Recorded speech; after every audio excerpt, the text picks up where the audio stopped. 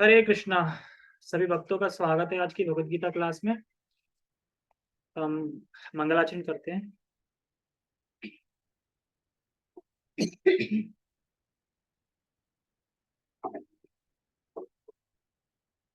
ओम अज्ञानतिमिरान्धस्य ज्ञानञ्जनशलाकया चक्षुरुन्मीलितं येन तस्मै श्रीगुरुवे नमः।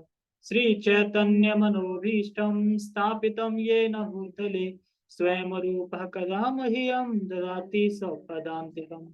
वन्देऽहं श्रीगुरु श्रीयुतापदकमलं श्रीगुरून् वैष्णवांश श्रीरूपं साग्रजातं सहगण रघुनाथान्वितं तं सजीवं साद्वैतं सावधूतं परिजन सहितं कृष्ण चैतन्य देवं श्री राधा कृष्ण पादान् सहगण ललिता श्री विशाखान्त विशांचा। हे कृष्ण करुणा सिंधु दीनबंधो जगतपते गोपेश गोपिका कांता राधा कांता नमस्तुते। तप्त कांचन गौरांगी राधे वृंदावनेश्वरी वृषभानुसुते देवी प्रणमामि हरिप्रिये। वाञ्छाकल्पतरुभ्यश्च कृपा सिन्धुभ्य एव च पतितानां पावनेभ्यो वैष्णवेभ्यो नमो नमः। जय श्री कृष्ण चैतन्य प्रभु नित्यानंद श्री अद्वैत गदाधर श्रीवासादि गौर भक्त वृंद। हरे कृष्णा कृष्णा कृष्णा हरे हरे हरे राम राम राम हरे हरे। रामाय रामभद्राय रामचंद्राय वेदसे रघुनाथाय नाथाय सीताय पते नमः। नमो विष्णुपादाय कृष्णपृष्ठाय भूतले श्रीमते भक्तिवेदांत स्वामिनि इति नामिने। नमस्ते सारस्वते देवे गौरवाणी प्रचारिणे निर्विशेष शून्यवादी पश्चात् देश। हरे कृष्णा। क्या? नहीं, सबको दिख नहीं रहा क्या?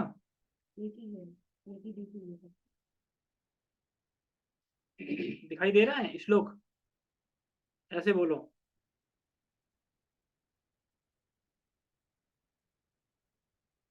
तुम्हारी में दिक्कत होगी, नेटवर्क नहीं चल रहा होगा।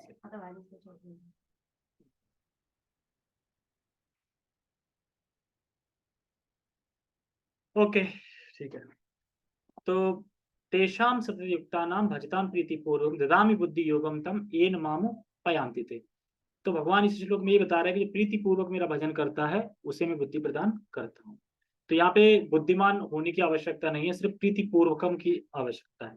तो कल हमने श्लोक डिस्कस किया था, आज हम प्रभुपाद जी का तात्पर्य पढ़ेंगे। ठीक है, तो एक बार हम श्लोक उच्चारण कर लें। श्लोक कहाँ है? श्लोक नहीं है, मैं बोला श्लोक दिख रहा है तो कह रहे हैं हाँ। अब कह रहे हैं श्लोक नहीं दिख रहा।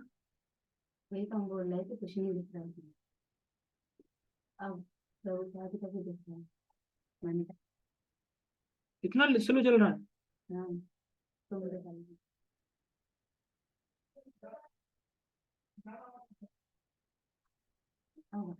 अब दिखाई दे रहा है? हाँ। ओके। तेषां सततयुक्तानां भजतां प्रीतिपूर्वकं ददामि बुद्धियोगं तं येन मामुपयान्ति ते। तेषां सततयुक्तानां भजतां प्रीतिपूर्वकं ददामि बुद्धियोगं तं येन मामुपयान्ति ते। इसलिए बताया तेषां मतलब, तेषां मतलब क्या बताया था? उस जो इस प्रकार से, तेषाम जो इस प्रकार से क्या है? सतत युक्ता नाम, सतत भगवान की सेवा में, भगवान के गुणगान में सतत लगे हुए हैं। भजताम लगे हुए हैं भगवान के भजन में, कैसे? प्रीतिपूर्वकम। ठीक है, फिर उसके बाद ददामी बुद्धि योगम तम ये नमामु पयांति थे। मैं उन्हें बुद्धि योग प्रदान करता हूँ ताकि उस ज्ञान से वो मुझे प्राप्त कैसे कर सकते हैं, ये ज्ञान भगवान स्वयं देते हैं। क्योंकि भगवान को पाने का ज्ञान भगवान ही दे सकते हैं, कोई और नहीं दे सकता कि ये ज्ञान है भगवान, क्योंकि भगवान खुद ही गीता में बता रहे हैं। और फिर गुरु की शरण में आके हम उस ज्ञान को जब फॉलो करते हैं, इंस्ट्रक्शन को, तो फिर हम भगवान को प्राप्त करते हैं। तो आज हम प्रभुपाद जी का तात्पर्य पढ़ेंगे। ठीक है, भगवद गीता यथारूप अध्याय 10 श्लोक क्रमांक 10 भाग 2। इस श्लोक में बुद्धि योगम शब्द अत्यंत महत्वपूर्ण है। क्यों है बुद्धि योगम? इसलिए है, हमें स्मरण हो कि द्वितीय अध्याय में भगवान ने अर्जुन को उपदेश देते हुए कहा था कि मैं तुम्हें अनेक विषयों के बारे में बता चुका हूं और अब मैं तुम्हें बुद्धि योग की शिक्षा दूंगा। तो भगवान ने दूसरे श्लोक में क्या बताया था, जो प्रभुपाद जी यहाँ पे बता रहे हैं कि दूसरे श्लोक में दूसरे अध्याय में उन्होंने बताया था कि बहुत सारी बातें बताई थी, लेकिन अब मैं जो बताऊंगा बुद्धि योग, अब मैं बुद्धि योग बताऊंगा, उसका ज्ञान तुम्हें दूंगा, शिक्षा दूंगा। तो देखो दूसरे अध्याय में बताया था ना, आत्मा को कोई मार नहीं सकता, काट नहीं सकता, भिगो नहीं सकता, जला नहीं सकता, आत्मा ये है।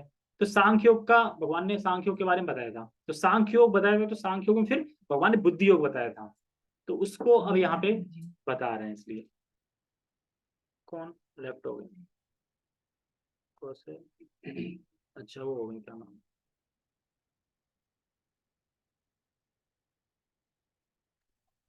अब उसी अब उसी बुद्धि योग की व्याख्या की जा रही है, जो भगवान ने दूसरे अध्याय में बुद्धि योग बताया था, उसी बुद्धि योग की व्याख्या भगवान अब इस श्लोक में कर रहे हैं, की जा रही है। देखो व्याख्या की जा रही है, तो व्याख्या किस प्रकार से की जा रही है?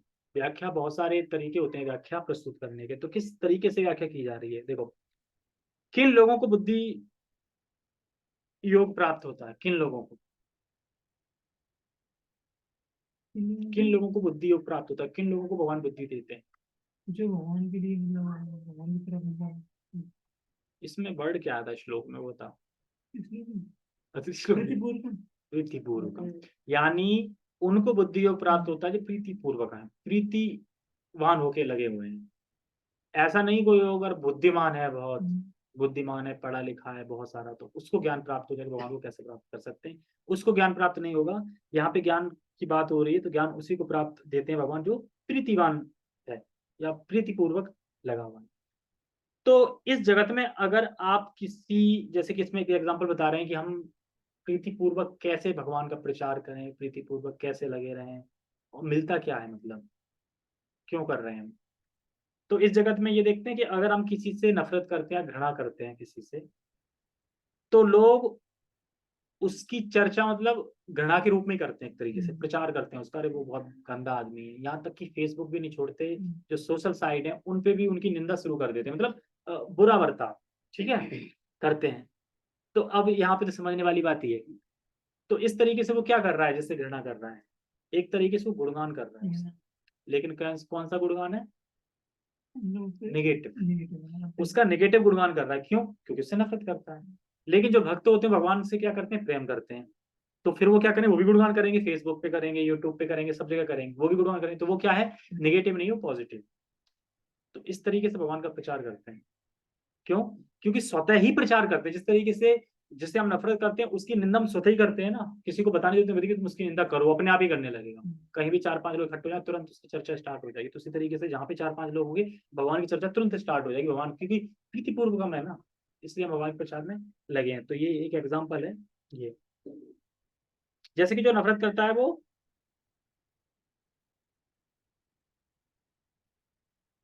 आज मैं 500 रुपये फाइन करूंगी, कौन साइलेंट ठीक है। तो जो नफरत है वो नेगेटिव गुणगान के रूप में प्रकट होता है। तो ये नफरत है ना, वो नेगेटिव गुणगान के रूप में प्रकट हो रही है, गुणगान तो कर ही रहा है उसका, लेकिन नेगेटिव रूप में। ऐसे ही प्रीति, जो प्रीति है, जो की भगवान की, तो वो ही सहज रूप में भक्त भगवान की कीर्ति को गाता है, गुणगान करता है। तो ये जो प्रीति भगवान के लिए है, वो स्वतः ही उस प्रीति को गाने लगता है कि भगवान के देखो गुण कितने अच्छे हैं, तुम भगवत गीता पढ़ो और समझो, भगवान अनंत है, भगवान की लीला अनंत है, अपने आप ही स्वतः स्वतः ही प्रकट होंगी। जैसे, लेकिन वो गुणगान कर रहा है स्वतः ही नेगेटिव रूप से, और हम गुणगान कर रहे हैं किस वजह से? प्रीति की वजह से, क्योंकि भगवान से प्रीति है, भगवान से प्रेम है, तो प्रीति की वजह से हम गुणगान कर रहे हैं।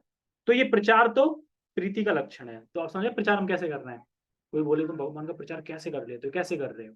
तो हम नहीं कर रहे हैं, ये तो प्रीति का लक्षण ही है। हमें अगर भगवान से प्रीति होगी तो स्वतः ही हम प्रचार करेंगे अपने आप। अब यहाँ पे कौन है कि जो दूसरे को देखे नहीं चाहेगी ये भी हरे कृष्णा करे? हर किसी को चाहते हैं ना। ऑफिस में भले ही कोई मांस तंगड़ी तोड़ रहा हो, लेकिन हमारे मन में क्या चल रहा होगा, काशी तंगड़ी छोड़ के ये हरे कृष्णा करने लगे, या भगवान का भजन करने लगे, भाव में नियोजित हो जाए, तो स्वतः ही करेंगे। तो इस तरीके से प्रीति से प्रचार हो रहा है। तो ब्रह्मांड में जो भी प्रचार हो रहा है वो इसी कारण हो रहा है कि हम भगवान से प्रीति कर रहे हैं, प्रीति करते स्वतः प्रचार हो रहा है। ब्रह्मांड मतलब ब्रह्मांड में एक एरिया इस्माइलपुर भी आता है। पूरे ब्रह्मांड में देखा जाए तो इस्माइलपुर भी तो आ रहा है, यहाँ कर रहे हैं तो ब्रह्मांड में मान लो ना, ब्रह्मांड में ही तो कर रहे हैं ना। तो इस तरीके से बता रहे हैं। तो ये नहीं कि कुछ लोग बोलते हैं ना तुम तो इसको इसलिए प्रचार कर रहे हो प्रतिष्ठा पाने के लिए, नाम पाने के लिए, शौहरत पाने के लिए, वो स्वतः ही होती है क्योंकि वो समझ जाता है तो भगवान किस लिए करता है। तो भगवान कृष्ण का यश तो, जैसे कोई कहे अच्छा तुम भगवान का प्रीति से भगवान गुणगान कर रहे हैं, लेकिन अगर देखा जाए तो भगवान का यश तो इतना प्रबल है, इतना सिद्ध है कि हम उसे क्या करेंगे यश को। भगवान का यश तो खुद ही इतना प्रसिद्ध है, खुद ही इतना निष्ठावान है कि हम तो कुछ कर ही नहीं सकते। हम क्या कर सकते, कुछ नहीं कर सकते। लेकिन उनका यश का गुणगान करने से क्या होता है, हमारा हृदय शुद्ध होता है। ऐसा नहीं है कि हम उनके यश का गुणगान कर रहे हैं तो उनका यश लोग जानेंगे, वो यश है ही उनका परमानेंटली। लेकिन हम तो ये समझ लो कि बहती गंगा में हाथ धो रहे हैं, मतलब हम तो निमित्त बन रहे हैं और निमित्त अपने आप को शुद्ध कर रहे हैं। तो ये भगवान बोलते भी गीता में कि अर्जुन तुम सिर्फ निमित्त बनो और यश प्राप्त करो। सब कुछ तो भगवान कर रहे हैं, लेकिन यश किसने प्राप्त कर लिया, अर्जुन ने। क्यों, क्योंकि युद्ध में लड़ा। तो ये बता रहा है। तो निमित्त बन के हम क्या कर रहे हैं, यश प्राप्त कर रहे हैं। तो हमें यश मिले या ना मिले, हमें ये सोचे हमें यश मिले या ना मिले, लोगों को बस ये समझ में आ गया कि कृष्ण भगवान है, हम उनके दास हैं। हमें यश मिले या ना मिले उससे मतलब नहीं है कि हमें प्रसिद्धि मिले या ना मिले, हम प्रचार कर रहे हैं, बस लोगों को ये समझ में आ जाए कि कृष्ण भगवान है और हम उनके दास हैं और हमें भगवान की सेवा करनी है। तो ये सारा किस चीज पे बोला जा रहा है, प्रीतिपूर्वकम। प्रीतिपूर्वक जो वर्ड है ना, उस पे सारा कुछ बोला जा रहा है कि हम प्रचार प्रीतिपूर्वक कैसे कर लेते हैं, स्वतः ही होता है वो। तो कृष्ण को भगवान के रूप में, कृष्ण को भगवान के रूप में पूरे विश्व में स्थापित करना, भगवान कृष्ण को पूरे विश्व में भगवान के रूप में स्थापित करना है। ये एक जो भक्त होता है वो चाहता है। ठीक है।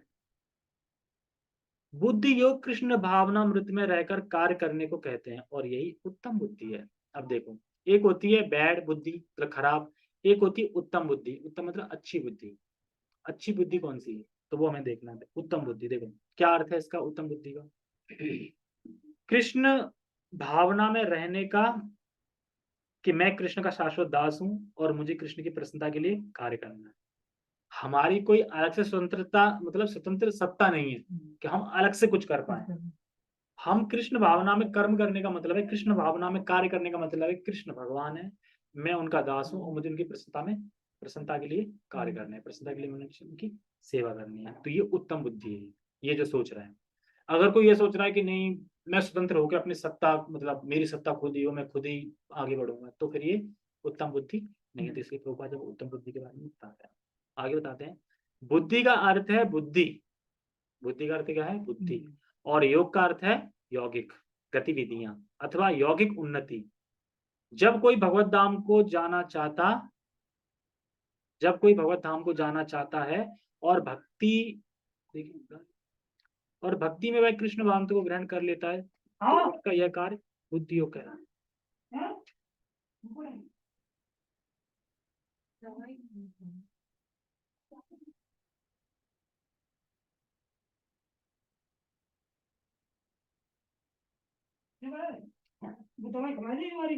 मैंने कुछ मैंने कुछ नहीं, मम्मी ने खिलाया वो देखा।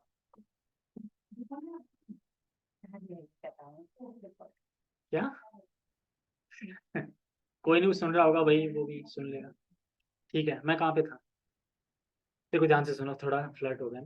बुद्धि का अर्थ है बुद्धि और योग का अर्थ है यौगिक गतिविधियां अथवा यौगिक उन्नति। जब कोई भगवत धाम को जाना चाहता है और भक्ति में वह कृष्ण भावनात्व को ग्रहण कर लेता है, तो उसका यह कार्य बुद्धि योग कहलाता है। तो इसका मतलब समझ रहे, बुद्धि का अर्थ बुद्धि है और योग का अर्थ यौगिक गतिविधियां हैं, यौगिक उन्नति। क्या मतलब है इसका, तो देखो समझाते हैं। देखो, बुद्धि के द्वारा हम निर्णय करते हैं क्या सही है क्या सही नहीं है, करते हैं ना।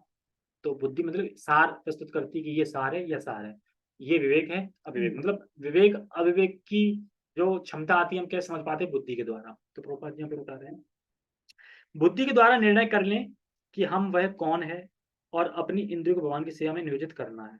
तो बुद्धि विवेक अविवेक सार असार इसका ज्ञान देता है, मतलब इसका ज्ञान होना चाहिए। तो बुद्धि से ही तो होगा, बुद्धि से ज्ञान होगा कि मैं कौन हूँ, मैं आत्मा हूँ। अच्छा ठीक है, तो आत्मा हूँ तो किसका अंश हूँ, तो भगवान कृष्ण का अंश हूँ। फिर आगे और बुद्धि क्या देगी, सार प्रस्तुत करेगी, मतलब कि ये ग्रहण करने योग्य है, ये ग्रहण करने योग्य नहीं, ये सारा फंक्शन बुद्धि का है। तो ये बता रहे हैं बुद्धि का अर्थ बुद्धि और योग का अर्थ है यौगिक गतिविधियां, मतलब कौन सी गतिविधियां करनी है। उन्नति। जब कोई भगवत धाम को जाना चाहता है और भक्ति में वह कृष्ण भावनामृत को ग्रहण कर लेता तो उसका यह कार्य बुद्धि योग कहलाता है। देखो, और बुद्धि कहाँ से आएगी कि ये सार क्या है, सार क्या है, ये बुद्धि कहाँ से आएगी? ये वाला तो वही है, हाँ, ये बुद्धि देने वाले बोले, हर किसी को तो नहीं दे रहे। जो प्रतिपूर्ण तो नहीं प्रीतिपूर्वक क्या क्या करना है, शास्त्र पढ़ेंगे तब आएगी ना। हम्म। मतलब बुद्धि कहाँ से आएगी ये वाली की ये सही है ये सही नहीं है? सब पढ़ने तो शास्त्र पढ़ेंगे तो उससे में क्लियर पता चल जाता है कि दारू पीना नहीं चाहिए, उसे पता चल जाएगा। और उससे पता चल जाएगा कि क्या करना है क्या नहीं करना, शास्त्र पता चलता है। और कह रहे हैं इसमें बुद्धि योग कहलाता है। तो बुद्धि योग मैंने बताया ना कल की बुद्धि योग और भक्ति योग, ये बुद्धि योग का मतलब यहाँ पे भक्ति योग ही चल रहा है, क्योंकि हम बुद्धि से ही तो निर्णय लेते हैं हर चीज का। बुद्धि तो इंस्टा, देखो मन तो छोड़ो, मन तो हमें फंसाने वाला है। बुद्धि कहती नहीं कि जैसे हम सुबह जब उठना चाहते हैं तो लास्ट मोमेंट जब उठ पाते हैं तो कौन बोलता है कि उठो? होती है। बुद्धि बोलती, मन तो बोलती तो और सो लो और सो लो, जो बोलते हैं ना अरे थोड़ा और उठ जाओ, वो मन ही बोल रहा होता है। कि बुद्धि कहती नहीं आ गए होंगे सब, बैठ गए होंगे, मतलब एकदम उठना है, तो वो वहां पे लास्ट टाइम पे बुद्धि काम करती है, तो बुद्धि बोलती है। तो बुद्धि के द्वारा निर्णय कर लें कि हमें मैं भगवान का अंश हूँ और मुझे तो इस जगत में रहना ही नहीं है, क्योंकि हमने बुद्धि से क्या निर्णय कर लिया, मैं भगवान का दास हूँ और मुझे तो इस जगत में रहना ही नहीं है ना, मुझे तो इस जगत से निकलना है।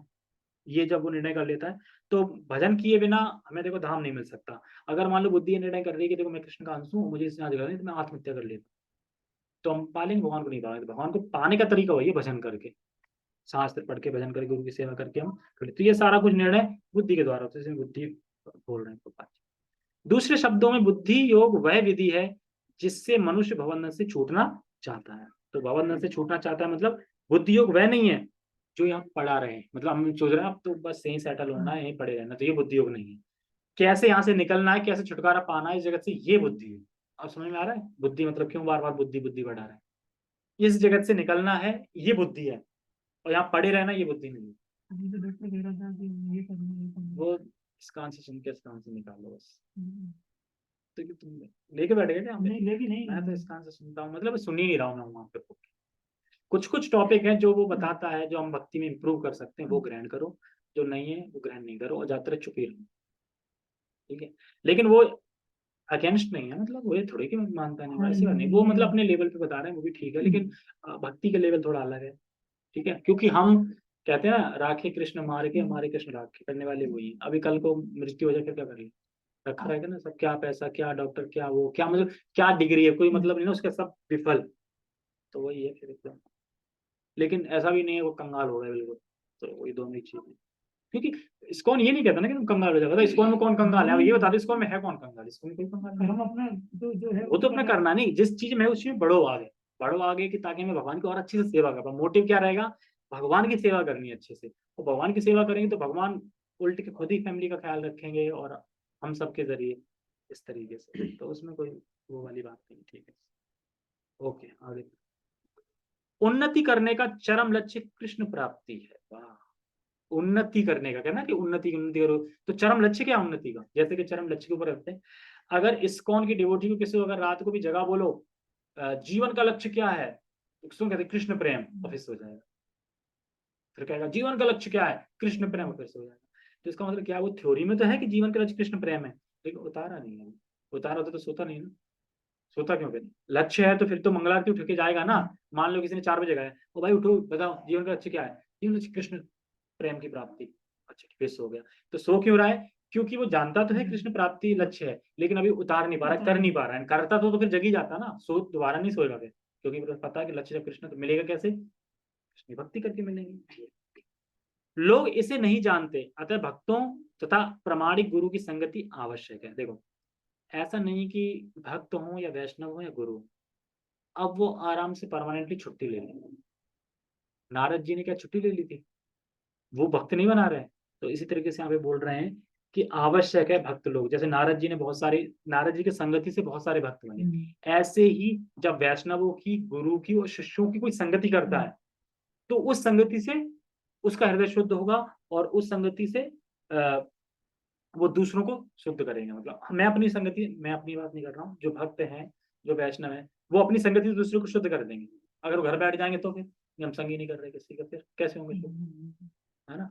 तो वही बता रहे हैं यहाँ पे, क्या बता रहे हैं, लोग इसे नहीं जानते, अतः भक्तों तथा प्रामाणिक गुरु की संगति आवश्यक है। संगति मतलब संग, आवश्यक है।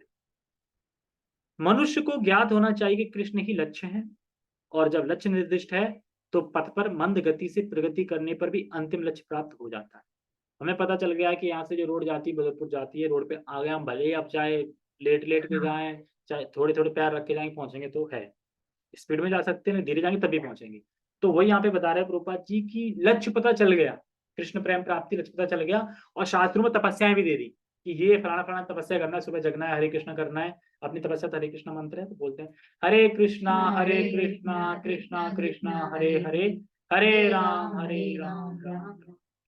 तो ये हमारी तपस्या है, अपनी सबकी तपस्या। तो ये तपस्या मिल गई और लक्ष्य भी मिल गया, तो पहुंच ही जाएंगे ना धीरे धीरे मंद स्थिति में। तो वही प्रभुपाद जी यहाँ पे बता रहे हैं कि कई बार बोला गया है कि लोग इस जगत में पैदा होते हैं, जैसे एक्सप्लेन करके बता रहे हैं कि इस जगत में लोग जब पैदा होते हैं तो पशु की तरह होते हैं। उस टाइम में पशु होते हैं, पैदा होते हैं, ठीक है, क्योंकि पशु जो चार चीजें करते हैं वही वो करते हैं, ठीक है। तो कोई भेदभाव नहीं है, एक जैसे हैं। उन्हें पता ही नहीं कि हम क्यों खा रहे हैं, क्यों जी रहे हैं, क्यों पी रहे हैं, क्यों क्या कुछ कर रहे हैं, पता चल रहा है? कुछ पता नहीं चल रहा है। तो लोगों को, और लेकिन लोगों को बचाना चाहते हैं। क्यों? जब पता ही नहीं है तो क्यों बचाना चाह रहे हैं? है ना कि घर में कोई बीमार हो तो बचाना चाहते हैं, कैसे भी बस जान बचा लो, बस कैसे बचा लो। किस लिए? फिर से वही आहार वह निद्रा में तो बस ठीक है, इसीलिए तो बचाना चाह रहा है कोई, इसलिए बचा रहा कि नहीं भक्ति करें, आगे बढ़े भगवान के धाम, अभी जा नहीं पाएंगे, रुक जाएंगे तो थोड़ा भक्ति कर लेंगे तब चले जाएंगे, ऐसा तो नहीं चलता। जैसे कि मैंने छोटा वीडियो सुन रहा था कि दुनिया का केक नमकीन है, जगत का केक नमकीन है, सुना है? लेकिन हमें क्या लगता है मीठा है ना, खाएंगे नमकीन लगेगा, अरे कोई नहीं एक और नमकीन, दूसरा तो ये है। लेकिन लास्ट में बुढ़ापे में क्या पता चलता है, अरे नमकीन था, अरे जगत का केक तो नमकीन ही था। फिर उनके बच्चे होते हैं, अरे कहाँ तुम बूढ़े, अरे जगत का नमकीन केक तो एकदम मीठा है। ओहो या आया ये सब करें, फिर वही बूढ़े हो जाएंगे, फिर वो कहेंगे अरे यार नमकीन था। फिर वो जाएंगे सत्संग सुनने, उनके बच्चे बोलेंगे फिर अरे कहाँ ये बूढ़े हो जा रहा है, एंजॉय करो लाइफ, ये वो बूढ़े हो जाएंगे वो, फिर वो नमकीन। तो ऐसे ही चल रहा है। तो बुढ़ापे में आगे पता चलता है कि भाई केक नमकीन है, लेकिन जवानी पता नहीं चलता, जवानी सोचते हैं मीठा है, ठीक है। अगर जीव भक्ति नहीं कर रहा है तो वो जीता जागता मुर्दा ही है, पता ना, ये मुर्दों का घर है। अगर भक्ति कोई नहीं कर रहा है तो वो जीता जागता मुर्दा है, मतलब है मुर्दा ही पर बस जीता जागता है, चल फिर रहा है रोबोट की तरह एक तरीके से। तो बता रहे हैं बचाना क्यों चाह रहे हैं, तुम तो वैसे ही मरे हुए हो, भक्ति नहीं कर रहे तो मरे हुए, तो बचा क्यों रहे हो, तो वैसे ही मरे हुए, ये बता रहे हैं। तो लोगों को पता ही नहीं कि कितना बड़ा लक्ष्य प्राप्त कर सकते हैं हम केवल किससे, केवल हरि नाम से। जैसे कि एक तपन मिश्र थे, तपन, तो बहुत उन्होंने इतना ज्ञान प्राप्त किया, उतने शास्त्र पढ़े, इतने शास्त्र पढ़े कि खुद ही कंफ्यूज हो गए, खुद ही। इस शास्त्र में ये बोला, इस शास्त्र में ये बोला, मतलब राणा बढ़ लिए और खुद ही कंफ्यूज हो गए करना क्या है। तो जब महाप्रभु से मिले, महाप्रभु बोला आप हरि नाम लो, सिर्फ हरि नाम, मतलब इतना सिर्फ पढ़ा और हरि नाम लेना है बस। तो वही है, हरि नाम, ये नहीं पता चला, ये होता है ना कि बहुत सारा पढ़ लो तो खुद ही कंफ्यूज हो गए करना क्या है, ये तो पता नहीं चल रहा है। तो वैसे ही वो बनाते हैं। तो इसलिए अगर लक्ष्य निर्दिष्ट है तो यहाँ पहुंचना है, मतलब लक्ष्य निर्दिष्ट है कि यहाँ पहुंचना है, तो उसके बाद व्यक्ति क्या करेगा, फिर प्रगति करेगा। तपस्या मिल गई शास्त्रों से, लक्ष्य मिल गया कि यहाँ जाना है, और तो फिर जाएंगे ना धीरे धीरे। अब जो नहीं जा रहा है वो तो मुर्दों की तरह ही फिर नहीं कर रहा है। तो मंद गति से मतलब अगर नियम नियम करने से, नियम भजन करना है, और जब भगवान की इच्छा होगी तो भगवान दर्शन दे देंगे, मतलब मंद गति से। हमें अपना नियम पालन करना है, क्योंकि कोई भी होती प्रगति धीरे धीरे होती है भक्ति में भी। ऐसा नहीं है कि आज हमने हरे कृष्ण किया 4 महीने बाद और दर्शन नहीं हो रहे भगवान के, हमें तो कोई भगवान का वो नहीं हो रहा, हमें ये नहीं हो रहा, हमें फीलिंग नहीं आ रही, हमें भगवान नहीं आ रहे सपने में, ये सब नहीं होता। तो हमारे लिए सुविधा है, बताया जा रहा है शास्त्र के हिसाब से तपस्या करनी है, और हम पहुंच जाएंगे। आगे बढ़, जब मनुष्य लक्ष्य जब मनुष्य लक्ष्य को जानता है किंतु कर फल में लिप्त रहता है तो वह कर्मयोगी होता है। मतलब अभी भी क्या है, कर्मयोगी होता है, मतलब उसकी कुछ भौतिक इच्छा है अभी। यह जानते हुए कि लक्ष्य कृष्ण है, जब कोई कृष्ण को समझने के लिए मानसिक चिंतन का सहारा लेता है तो वह ज्ञान योग में लीन हो जाता है। समझते हो क्या कृष्ण भगवान, लेकिन सहारा किसका ले रहा है, ज्ञान योग का, यानी मिक्स है, कर्म योग अष्टांग योग सब मिक्स है, मतलब शुद्ध भक्ति नहीं। ये भाई 3 लेवल बता रहे हैं। किंतु जब वह लक्ष्य को जानकर कृष्ण भावनामृत तथा भक्ति में कृष्ण की खोज करता है तो वह भक्ति योगी या बुद्धि योगी होता है, और यही पूर्ण योग। देखो, कृष्ण और कृष्ण की भक्ति मेरे जीवन का लक्ष्य है, कृष्ण और कृष्ण की भक्ति मेरे जीवन का लक्ष्य है, और इसे प्राप्त करने का एकमात्र साधन क्या है, कृष्ण भक्ति। यानी कृष्ण भक्ति, कृष्ण का प्रेम प्राप्त करने के लिए साधन क्या है, कृष्ण भक्ति। साध्य क्या है? कृष्ण का प्रेम। साधन क्या है? कृष्ण भक्ति। तो ये शुद्ध भक्ति है, ये पूर्ण योग। ये बता, यह पूर्ण योग ही जीवन की सिद्ध अवस्था है। तो हमारे पूरे जीवन की सिद्ध अवस्था है कि हमने अपनी सिद्धि प्राप्त कर ली। अपने जीवन का जो लक्ष्य है, देखो हमें इस जगत में आए तो भले ही हमें लगता है कि फैमिली है, ये सब है, इनका कौन ख्याल रखेगा। क्या हम ख्याल रख रहे हैं? क्या सोच के देखो, हम निमित्त ही हैं। जैसे कथा आती है ना कि एक भक्त थे, तो भक्ति करते थे, लेकिन उनकी माँ बाप थे, बूढ़े थे, तो कहने शादी कर लो, शादी कर लो, शादी कर लो, तो करवा दी जबरदस्ती शादी। वो जाना चाहते थे घर से कि मैं वृंदावन या फिर धाम जाऊं और भक्ति करूं। तो शादी कर ली। तो बोल रहे थे कि शादी में करूंगा, कुछ हो जाएगा तो फिर मैं चला जाऊंगा। तो उससे पहले कुछ होता या जाते, माँ बाप चले गए। अब माँ बाप चले गए तो फिर अब क्या करें, अब तो पूरा बाहर आ गए। उसके बाद देखा तो कि जब वो बच्चा उत्पन्न हुआ, मतलब बच्चा था, मतलब होने वाला था, जो भी हो रहा था, तो उस टाइम पे देखा एक छिपकली का बच्चा था। तुरंत छिपकली ने जन्म दिया, बच्चा था, और तुरंत ही उसे खाना मिल गया। मक्खी खा गया, पता नहीं क्या खा लिया। तो वो सोच रहा है कि इसकी तभी आंखें भी नहीं खुली हैं छिपकली की, और उसे तुरंत खाना मिल गया, तो यानी देने वाले तो वही है। तो वो अपनी बीवी को, बच्चे वहीं छोड़ के चला गया। जब लौट के आता है उस गांव में, तो पता चलता है कि वही सबसे बड़ा पंडित, या मतलब जो भी है आत्म साक्षात्कार के व्यक्ति, उसी का लड़का था। तो किसने पाला, कैसे पाला? देखे नहीं आजकल, मतलब पति चले जाते हैं तो क्या क्या बीवी बच्चे पल नहीं रहे, कौन पाल रहा है?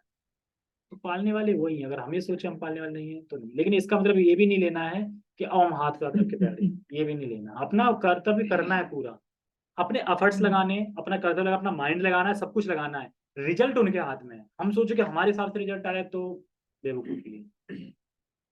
मान लो कि हम कितनी मेहनत करें, लेकिन मिलना उतना ही जितना नसीब में लिखा है। पैसा ध्यान रखना, कितनी मेहनत कर लो उतना ही मिलेगा जितना लिखा है। और ज्यादा लिखा होगा तो मेहनत ही नहीं करोगे तब भी आ जाएगा, आ जाता है पैसा, जवान होता है तो ठीक है। तो यही सिद्ध अवस्था है। तो जब व्यक्ति प्रामाणिक गुरु के होते हुए तथा आध्यात्मिक संघ से संबंध रहकर भी प्रगति नहीं कर पाता, क्योंकि वह बुद्धिमान नहीं है, तो कृष्ण उसके अंतर से उपदेश देते हैं, जिससे वह सरलता से उन तक पहुंच सके। तो कुछ लोग इसी को परपट को अगर सुन के कहें कि भगवान तो अंतर से ही देते हैं ना ज्ञान, तो फिर शास्त्र पढ़ने की क्या जरूरत है? भगवान बोलते रहे जो कोई बुद्धिमान नहीं है, कुछ जानता नहीं है, उसे अंदर से देंगे, फिर पढ़ना क्या है? तो ऐसा नहीं है। क्यों? मान लो कोई बुद्धिमान नहीं है, समझ नहीं पाता, कुछ भी शास्त्र में समझ में नहीं आता है, मान लो उसको इतना अगर उसे समझ में आ गया कि प्रीति पूर्वकम भजन करना, बस कितना आ गया, तो भगवान उसके अंदर जाके सारा ज्ञान नष्ट कर। देखा ना कि जो नहीं है, सिर्फ संग में खाली कुछ कर रहे हैं, तो उन्हें भी ज्ञान प्रकाशित हो जाता है। तो इस तरीके से हो जाता है। ठीक है, तो 30 मिनट हो गई है, ज्यादा रात नहीं करेंगे। बाकी हम पार्ट थर्ड में करेंगे। तो मैंने अभी नोट्स नहीं बनाया, थोड़ा है लेकिन उसमें चर्चा बहुत होगी। ठीक है, या पेज नंबर याद रखना। ठीक है, अब ये सामने जूम पे सुन रहे हैं, उनको भी तो खुशी होनी चाहिए ना, नहीं तो वे दुखी नहीं हो जाएंगे यार यार। ठीक है, ओके, फिर बाकी हम कल पढ़ेंगे। जगत गुरु शील प्रभुपाद की जय। श्रीमद् भगवद गीता की जय। निताय निताय गौर प्रेमानंदे। हरि हरि बोल। हरे कृष्ण।